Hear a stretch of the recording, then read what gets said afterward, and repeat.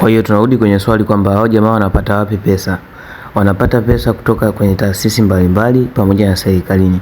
Na kwa nini serikali pamoja na taasisi mbalimbali ziwape pesa kwa ajili ya kufanya hivi? Wanapata pesa kutoka insurance companies, kutoka serikalini, vyuo mbalimbali, private donors, automobile clubs na sehemu zingine nyingi. Kila taasisi mchangiaji ananufaika kwa namna moja au nyingine. Kwa mfano, makampuni ya bima, ukienda kukata bima ya gari, wanajua kabisa gari yako ina quality to which extent. Kwa hiyo wanakuwa wanajua kwamba bima tukukadiria vipi. Automobile club kama AA, ADAC pamoja na zingine zinachangia kusudi kuhakikisha usalama wa mtu, kwa sababu hilo ni jukumu lao wao pamoja na consumer organization. Lakini serikali inachangia ili kuhakikisha usalama wa raia wake. Isiporidhishwa na build quality ya gari, basi inazuia gari hiyo kuuzwa nchini, japo ni nadra sana kutokea. Mara nyingi majibu ya NCAP yasiporidhisha watumiaji, huwa wanunui gari hiyo, kitu ambacho kinafanya mauzo kudorora.